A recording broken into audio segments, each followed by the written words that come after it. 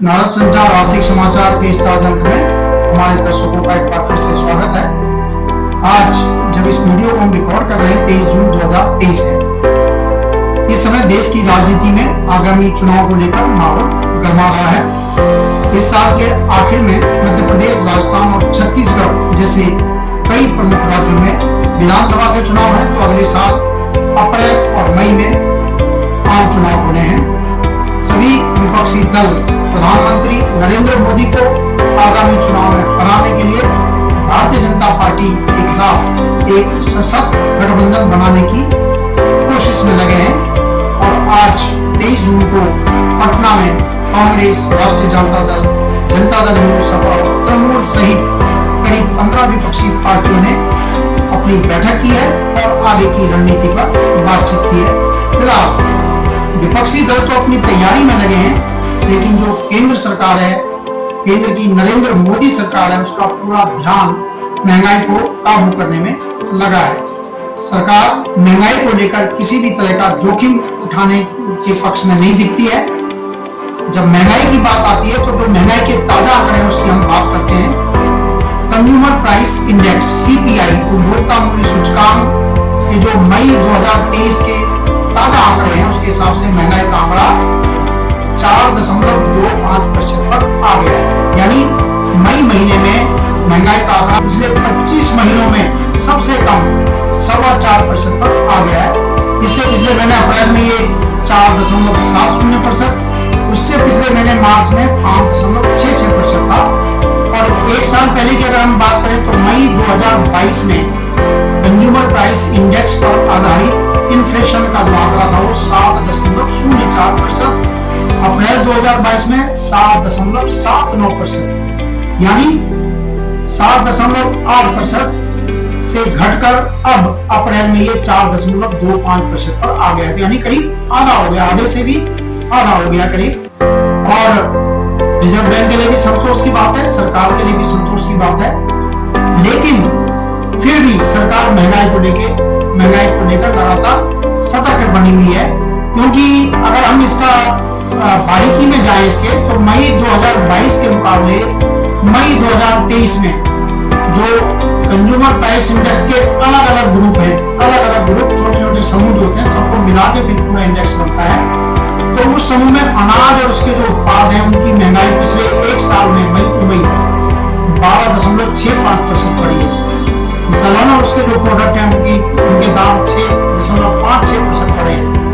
दूध के दाम 8.91% बढ़े हैं। अंडा भी इस दौरान 6.71% महंगा हुआ है।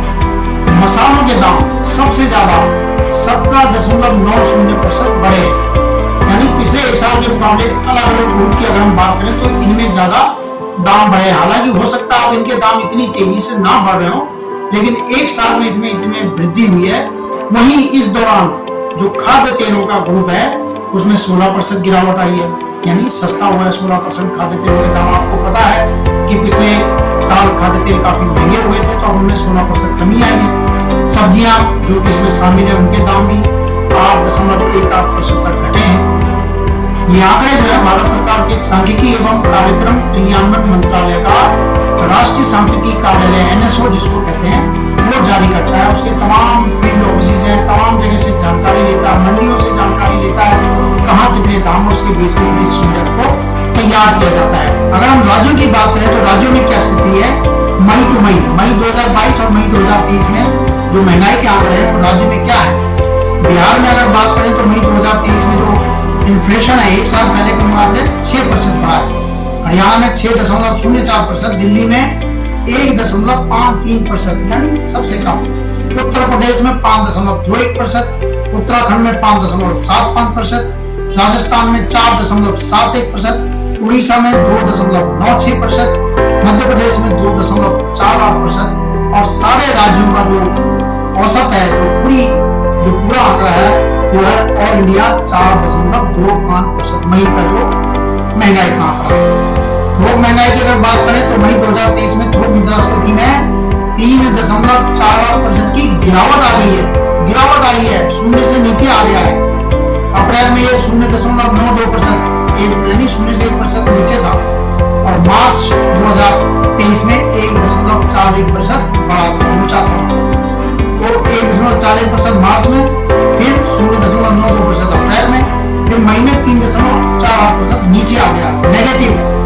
तो आप ये देख सकते हैं कि थोक मुद्रास्फीति तो नीचे फिर घट रही है, शून्य से नीचे जा रही है, और खुदरा मुद्रास्फीति शून्य से ऊपर 4.25% पर है। तो कितना फासला है थोक से लेकर और खुदरा तक पहुंचते पहुंचते।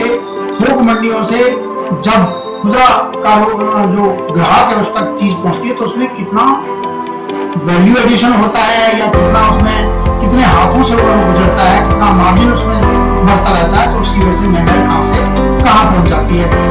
औद्योगिक उत्पादन सूचकांक अप्रैल में 4.2% बढ़ा है, यानी औद्योगिक गतिविधियां 4.2% बढ़ी है।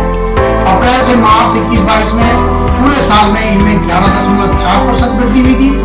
2022-23 का जो पूरा वित्त वर्ष है उसमें 5.2%, और नए साल में अप्रैल के महीने में 4.2% जो है औद्योगिक उत्पादन सूचकांक बढ़ा है। रिजर्व बैंक ने भी महंगाई को लेकर सतर्कता का रुख अपनाया है। खुदरा महंगाई का आंकड़ा हालांकि करीब 8% की ऊंचाई से घटकर 4.25 पर आ चुका है, लेकिन जो पिछले 25 महीने में सबसे कम है। लेकिन रिजर्व बैंक की चिंता अभी कम नहीं हुई है। मानसून की वर्षा जो है असामान्य बनी हुई है। अल नीनो प्रभाव की बात की जा रही है। दक्षिण पश्चिम मानसून पर असर पड़ सकता है, और अंततः इससे खरीफ मौसम की बुआई प्रभावित हो सकती है। रिजर्व बैंक के गवर्नर शक्तिकांत दास ने अभी जो जून के शुरू में जो मौद्रिक नीति समीक्षा हुई थी उसमें जो बात की थी उसका ब्यौरा अब जारी हुआ है। तो उन्होंने कहा था कि अल नीनो पर नजर रखने की जरूरत है। अंतर्राष्ट्रीय बाजार में चावल और चीनी जैसे महत्वपूर्ण जो खाद्य सामान है उनके दाम ऊंचे बने हुए हैं। मौसम में बदलाव से मुद्रास्फीति का रुझान बदलने में भी उसकी भी आशंका है, इसलिए हमें सतर्क रहने की जरूरत है। वो महंगाई पर सरकार भी सतर्क है। सरकार पर अपने स्तर पर कदम उठा रही है। महंगाई के मामले में किसी तरह की ढील देने के रूप में नहीं है। जमाखोरी और निहित स्वार्थी तत्वों के खिलाफ उसने बड़ा रुख बनाया है। सरकार ने व्यापारियों, थोक विक्रेताओं, खुदरा कारोबारियों और बड़ी जो खुदरा श्रृंखला है, चेन है, मॉल्स वगैरह, प्रसंस्करण उत्पाद बनाने वाली जो कंपनियां, उनके लिए गेहूं की स्टॉक सीमा भी तय कर दी है कि आप गेहूं का स्टॉक जो तय सीमा है उससे ज्यादा नहीं कर सकते। सभी राज्यों और संघ शासित प्रदेशों में कारोबारियों के लिए गेहूं की स्टॉक सीमा तुरंत प्रभाव से लागू कर दी गई है, जो कि 31 मार्च 2024 तक लागू रहेगी। थोक व्यापारी के लिए 3000 टन गेहूं के स्टॉक की सीमा तय की गई है, इससे ज्यादा नहीं रख पाएंगे। खुदरा विक्रेताओं के लिए 10 टन गेहूं की, और जो बड़ी खुदरा श्रृंखलाएं हैं उनके लिए हर बिक्री केंद्र के लिए 10 टन, और उनके जितने भी डिपो सबको मिलाकर 3000 टन से ज्यादा गेहूं नहीं रख सकते। और जो गेहूं के आटे के जो प्रोडक्ट बनाते हैं उनके लिए उनकी सालाना स्थापित क्षमता का 75% तक वो स्टॉक रख पाएंगे। और इसके लिए जो एक पोर्टल बनाया गया सरकारी, सबको जो भी बड़े बड़े थोक व्यापारी हैं, श्रृंखलाएं हैं, प्रोसेसर्स हैं, उनको कहा कि उस पोर्टल पर अपनी स्टॉक सीमा की जानकारी दो। अगर आपकी स्टॉक सीमा तय सीमा से ज्यादा है 30 दिन के भीतर उसको नीचे लाओ। और इसके साथ ही सरकार ने खुले बाजार में 15 लाख टन गेहूं सस्ते भाव पर बेचने का फैसला किया है। कम दाम पर बेचेगी। अगर बाजार में गेहूं और आटे के दाम ऊंचे, सरकार उससे कम दाम पर बेचेगी ताकि बाजार में भी इनके दाम थोड़े नीचे आए। 10 से 100 टन के लॉट में एक बेचे जाएंगे, आटा मिलों को बेचेंगे, दूसरे जो थोक कारोबारी हैं उनको बेचेंगे। और सरकार ने कहा कि चावल भी हम खुले बाजार में बेचेंगे। कितना बेचेंगे इसका खुलासा बाद में करेंगे। सरकार ने कहा कि जो स्टॉक सीमा लगाई है, जो खुले बाजार में बेचने की हम बात कर रहे हैं, ये सब महंगाई पर अंकुश लगाने के लिए जो हमारी कोशिश है उसका हिस्सा है। इसके साथ ही सरकार ने रिफाइंड सोयाबीन तेल, रिफाइंड सूरजमुखी तेल, उन पर बेसिक कस्टम ड्यूटी को भी 17.5% से घटाकर 12.5% कर दिया। यानी कस्टम ड्यूटी जो आयात करते हैं उस पर कस्टम ड्यूटी आप देते हैं उसको भी कम कर दिया है। निश्चित है कि उसका आयात जो उस पर वो कम होगा, सस्ता होगा। और ये ऑर्डर 14 जून को जारी किया गया और 31 मार्च 2024 तक, यानी अगले साल मार्च तक ये सब चीजें लागू रहेंगी। जो स्टॉक सीमा है वो भी, और जो ये कस्टम ड्यूटी घटाई गई है ये भी। इससे पहले सरकार का कहना है कि अक्टूबर 2021 में जो सोयाबीन तेल है, रिफाइंड सोयाबीन तेल है और रिफाइंड सूरजमुखी तेल है उन पर बेसिक कस्टम ड्यूटी को 32.5% से घटाकर 17.5 किया गया था और अब 17.5 से घटाकर 12.5 कर दिया है। तो खाद्य सार्वजनिक वितरण और उपभोक्ता मामले मंत्रालय का कहना है कि उसकी बाजार पर करीबी नजर बनी हुई है और जरूरत पड़ने पर वो कदम उठाता रहेगा। अब हम जरा बात कर लें कि खरीफ विपणन सत्र की क्या स्थिति है जो सरकार खरीद कर रही है, क्योंकि सरकार के गोदाम में गेहूं चावल होगा तभी वो राशन में देगी और तभी जो गरीबों को मुफ्त अनाज दिया जा रहा है वो दिया जा सकेगा। 19 जून 2023 तक 830 लाख टन धान की बात करें सरकारी खरीद हो चुकी है। न्यूनतम समर्थन मूल्य पर 1.22 करोड़ किसानों को 1,71,000 करोड़ रुपए धान की खरीद के लिए भुगतान किया जा चुका है। और 19 जून 2023 तक 830 लाख टन धान के समक्ष 558 लाख टन चावल मिलना चाहिए, जिसमें से 401 लाख टन चावल, धान और चावल आप समझते हैं, धान को चावल मिल में दिया जाता है, उसके बाद उसमें से जब उसकी प्रोसेसिंग होती है तो चावल आता है। तो 401 लाख टन चावल सरकार को मिल गया, 150 लाख टन अभी मिलना है। और वहीं 19 जून 2023 तक 262 लाख टन गेहूं की खरीद एमएसपी पर की जा चुकी है। पिछले साल 188 लाख टन हुआ था, उसके मुकाबले ये काफी अच्छी स्थिति है। और इस खरीद में 21.29 लाख किसानों को 55,680 करोड़ रुपए का एमएसपी का भुगतान किया गया है। बहरहाल देश में गेहूं चावल का कुल भंडार 570 लाख टन के स्तर पर पहुंच चुका है।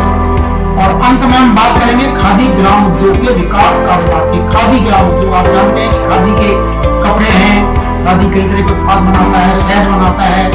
और अभी हाल में खादी ने जो है योगा मैट, योग करने की चटाई भी लॉन्च की है, जो पूरी तरह से पर्यावरण के अनुकूल होते हैं, सूती कपड़े के होते हैं, शरीर के लिए भी अच्छे होते हैं। तो खादी ने इस साल, जो पिछला साल जो बीता है मार्च में खत्म हुआ है, 1.34 लाख करोड़ रुपए का रिकॉर्ड कारोबार किया है। खादी में जो है गांव के कारीगर बड़े पैमाने पर उसके लिए काम करते हैं। तो पिछले 9 साल के दौरान 2014 से और 2015 से और 2023 तक खादी के जो कारोबार है उसमें 332% की जबरदस्त वृद्धि हुई है। वित्त वर्ष 2013-14 में खादी के उत्पादों की 31,154 करोड़ रुपए की बिक्री हुई थी। वहीं 2022-23 में यह आंकड़ा उछलकर 1,34,630 करोड़ रुपए तक पहुंच चुका है। और इस दौरान khadi village industry and commission ने ग्रामीण क्षेत्रों में 9,54,899 नए रोजगार के अवसर भी सृजित किए। इतने लाख लोगों, यानी करीब 9.5 लाख लोगों को रोजगार मिला है। KVIC khadi village industry commission के चेयरमैन श्री मनोज कुमार ने इस उपलब्धि का श्रेय महात्मा गांधी जी की सच्ची प्रेरणा और माननीय प्रधानमंत्री श्री नरेंद्र मोदी की प्राण शक्ति को दी है। इसके साथ ही ग्रामीण इलाकों गांव में रात दिन काम करने वाले कारीगरों को भी इस उपलब्धि के लिए बधाई दी है। उन्होंने कहा कि प्रधानमंत्री नरेंद्र मोदी ने खादी को देश के भीतर और बाहर हर मंच पर बढ़ावा दिया है, प्रमोट किया है, जिसकी वजह से खादी आज नई ऊंचाई पर पहुंची है। खादी को मिली सफलता से देश के लोगों का make in India, vocal for local और स्वदेशी उत्पादों पर बढ़ते हुए विश्वास का पता चलता है। फिलहाल इस वीडियो में इतना ही। आप हमारे वीडियो को लाइक कीजिए, शेयर कीजिए, सब्सक्राइब कीजिए और आपका कोई सुझाव है तो उसका स्वागत है। नमस्कार।